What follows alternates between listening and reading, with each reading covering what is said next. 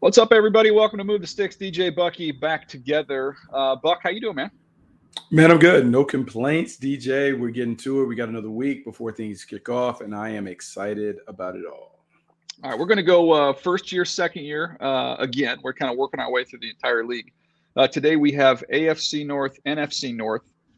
Those are the divisions we're going to hammer. We're going to talk about guys that we're buying. So, maybe what we've seen from them thus far, or maybe what we expect to see from them in this coming season. I thought we each give a name for a rookie and a second-year player. If you've missed the previous episodes, we've been going through this. So if this is not your team that you want to hear about, go back and find those episodes. I think we maybe have one more left. I don't know. I think we're powering through all these, but you can go back and check those out if you've missed the previous episodes. Yeah, Nabil said one more left to go. All right, Buck, let's jump in here. It's always fun to see if we have some of the same names. Again, we have not talked about this in terms of who we're picking, but we've got our list written out, and we'll see if we get some DNA matches here. But let's start it off here. Let's go with the AFC North, and let's start with the Cincinnati Bengals rookie and a second-year player you're buying.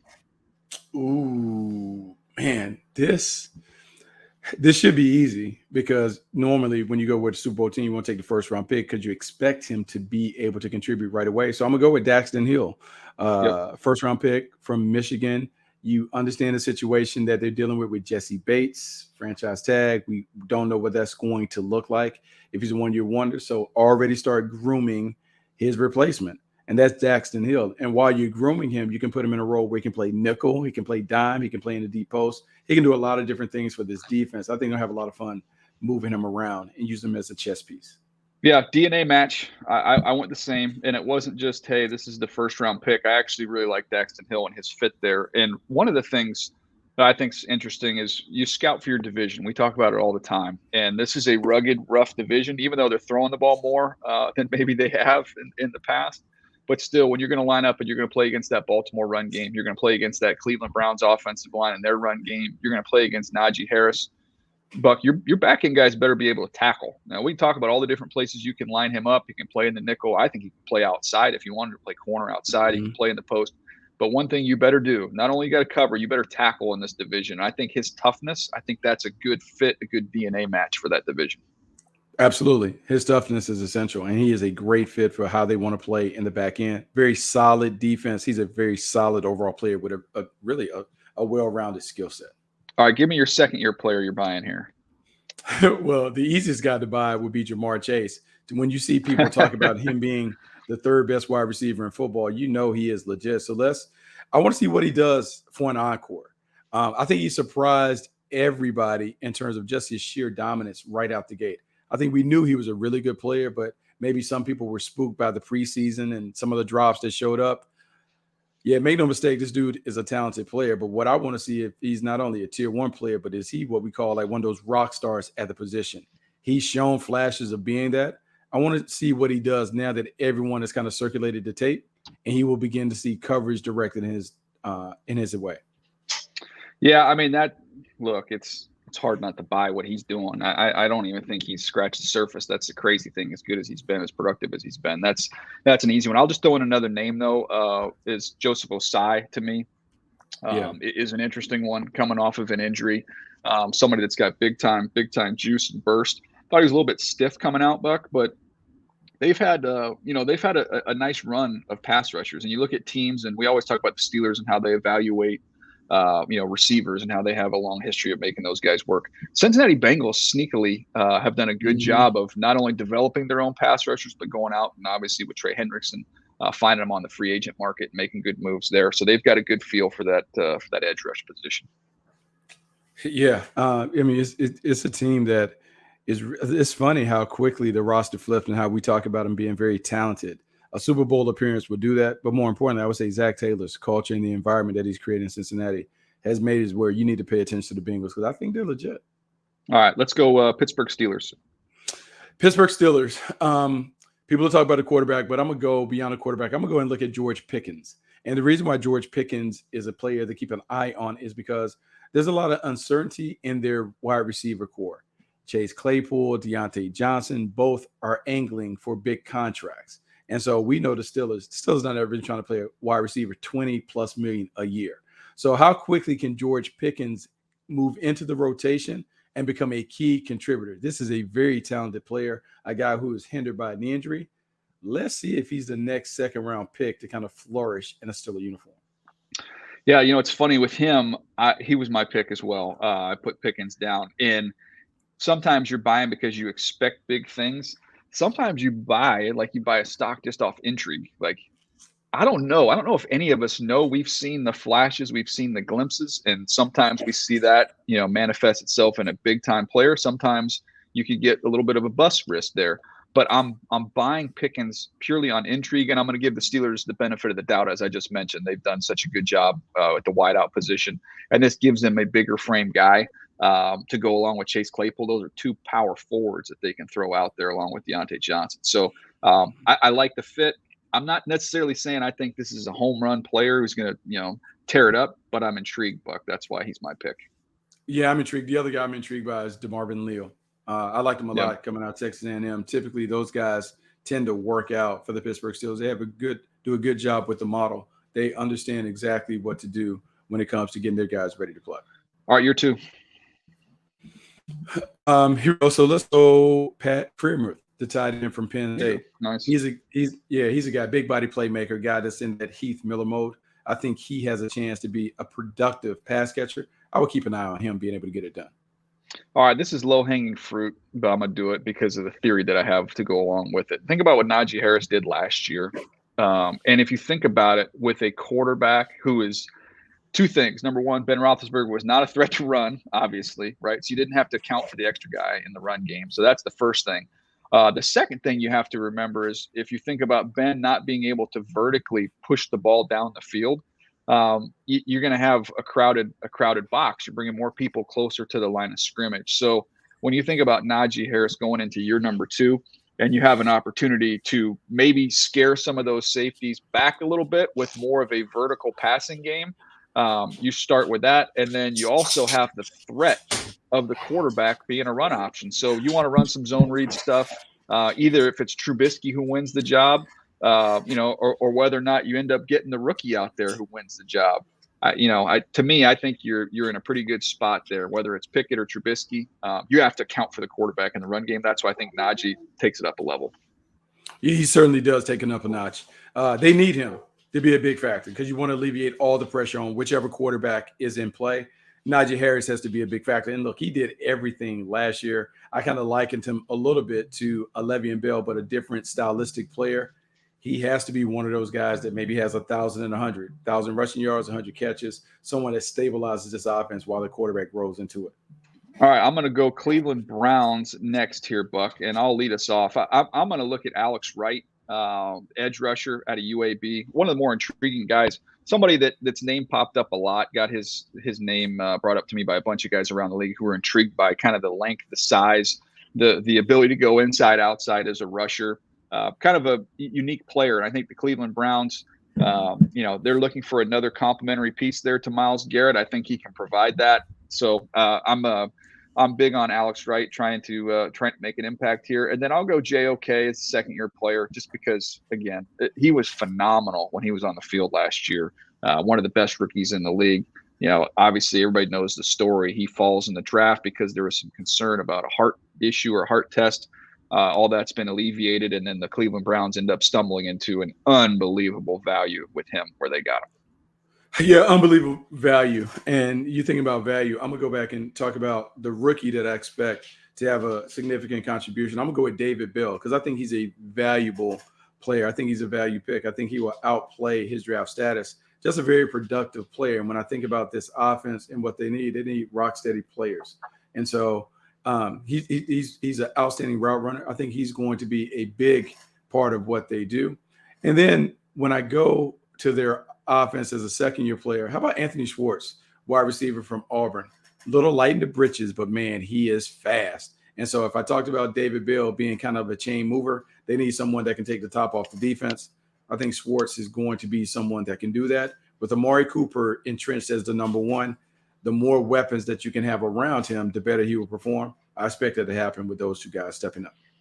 Yeah, definitely speed. I'm curious with him though. Does the track speed always translate to the field? That was kind Yeah. of one of the knocks on him coming out of the draft. But some interesting names there. Okay, let's finish up this division. Let's go with the Baltimore Ravens, a rookie and a second-year player. Buck. So everyone is going to talk about Kyle Hamilton, but I'm really intrigued by Tyler Lindenbaum, the center. And the reason why is they had such a tough time manning the pivot position the last couple of years. They just couldn't get it right. Tyler Lindenbaum is a guy who is rock solid in his play. We know what product Iowa typically produces when it comes to technicians and the guys that they have kind of churned out year after year. He's another one. And the last time the Baltimore Ravens had a guy from Iowa in their front line, it was Marshall Yanda, and he played really well for them. I think Tyler Linderbaum will also be a good player for him.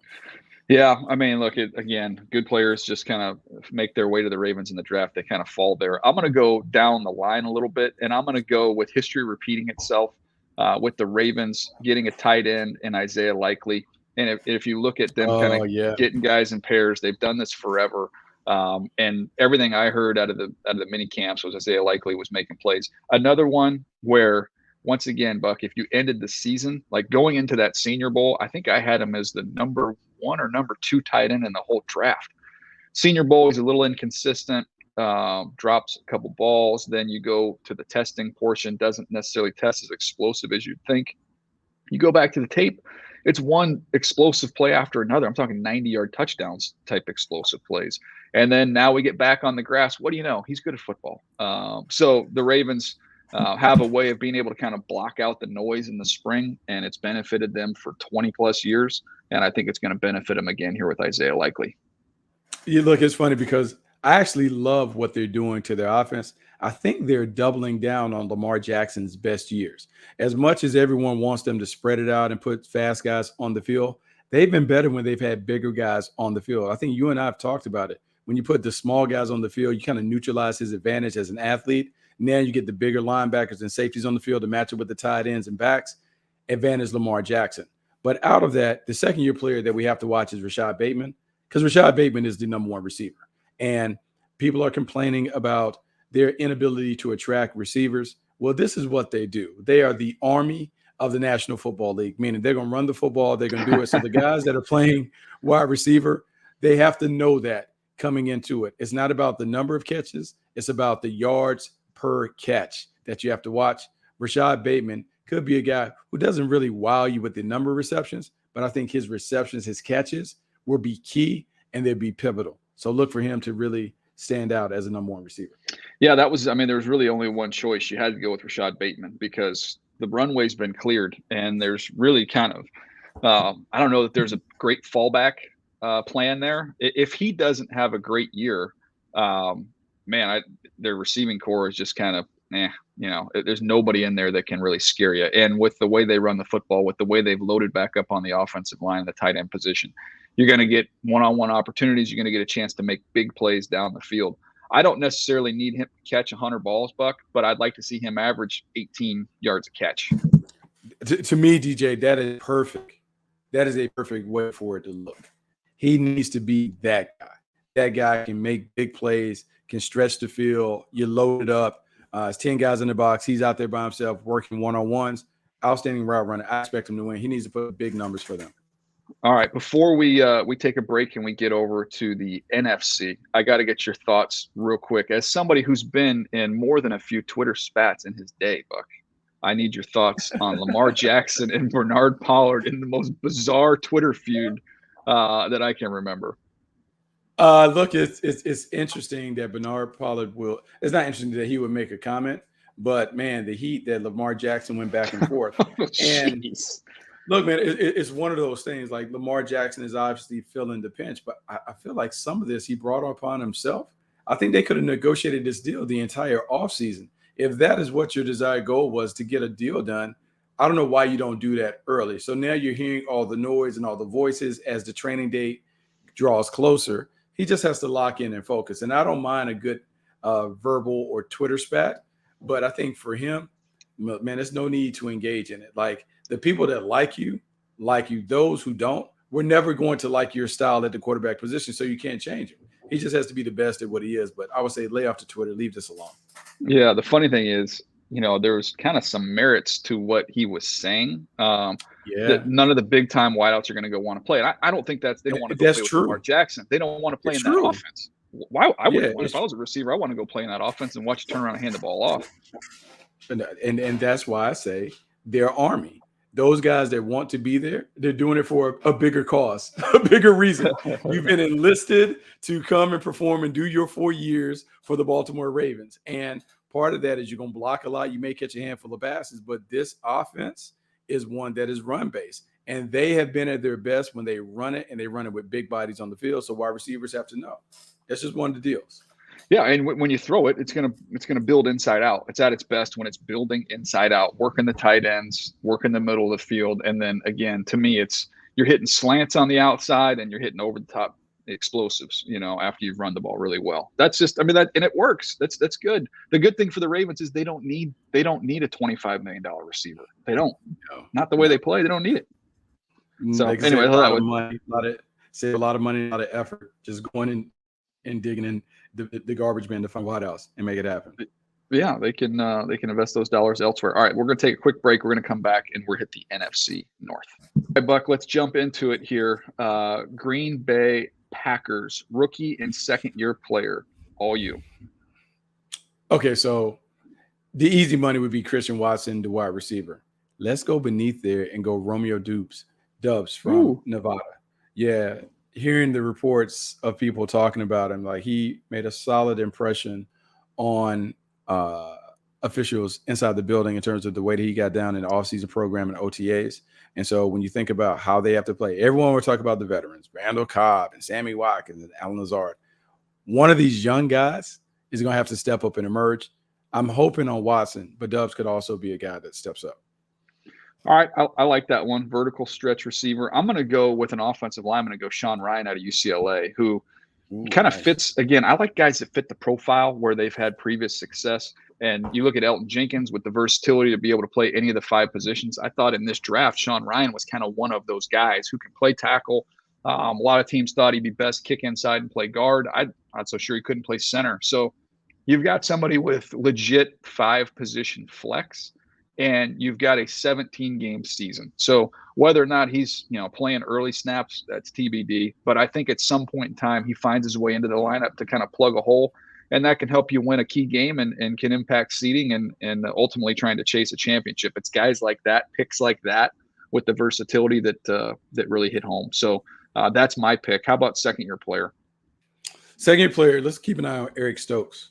Eric Stokes, first-round pick, played really well, but now everyone is coming back. Yari Alexander is back in the mix. This defense, I think, has to kind of carry a little more water than in the past because the offense may not be as explosive. Eric Stokes being able to lock up on the perimeter should make things easy for Joe Barry as he continues to kind of make this team transform from more of a man-heavy team to a little more zone-based with their eyes on the quarterback leading the interceptions and turnovers. Yeah, I went with the same guy. Stokes, look, he ran the 4.2s. You know about the height, weight, speed combination. And to me, I thought there was a little bit of tightness that you saw when you watched him at Georgia, but there was a lot to like. To me, he's got the ability to be able to match up with some of the bigger guys you're going to see. I think he's a really, really talented and intriguing player. So that was my pick as well. Let's keep it moving here. Let's go Minnesota Vikings here, Buck. Yeah, Minnesota Vikings, first-year player. Andrew Booth. I really liked him coming out of Clemson, man. I thought this dude was outstanding on the perimeter. The Vikings, for years, had always been a place where you always knew they were going to have solid secondary play. Fell off the last couple of years. Now you have new defense coming in. And until all these guys trying to kind of figure out how can they get this team to play with great eyes and vision. Andrew Booth from Clemson, to me, was one of the players in the draft that I felt like had the versatility to play in any scheme. He should be able to thrive and flourish in this game because it does allow him to kind of do a lot of different things on a down-by-down basis. Yeah, I went to the secondary as well, but I went with their top pick in Lewis Cine. And I go back to what a defensive head coach had told me through the run-up to the draft. We were talking about players kind of going over the whole draft. And when his name came up, he said that this guy is my favorite player in the draft. He used the term warrior. When you talk to the coaches at Georgia, they say some of the same things, kind of a heart and soul type player, but also has height, weight, speed, physicality, toughness, intelligence, which was off the charts. He can tell you everything you need to know about that Georgia scheme and how to be able to make checks and make things happen. So it's hard to find guys with that kind of intellectual capability to go along with the physicality and all the height, weight, speed stuff. He's got the whole thing. So to me, I thought where they got him was a good value pick. And one of those guys, I think when we look back, we'll say, man, maybe we should have pushed him up a little bit higher. Yeah, it's funny like that. Sometimes you do have regrets when you go back and you look at the draft and you go back and maybe you pop in some tape and you just kind of wonder, like, man, why wasn't I high on this guy? And so you just wonder, God, I should have got this. Give me the second year player you're on here. Second year player, I'm gonna find a Tar Heel. So how about Chad Surratt? I got to see where he fits in. New defense, new opportunity, different voices in the room. Is there a place for Chad Surratt to get on the field? Coming out of college, everyone loved his athleticism, his explosiveness, thought he was still raw and unrefined as a player. Well, let's see if a new coaching staff can find a way to unlock that potential. Yeah, that's a good one. I'm going to go with kind of some low-hanging fruit here. I'm going to go with Christian Darrisaw, left tackle, who, if he can stay healthy and stay out there on the field, the physical gifts were never in question. I think he's got a chance to develop into the one, top, I don't know what you'd say, top 8, top 10 left tackles. I think he's got that type of ability.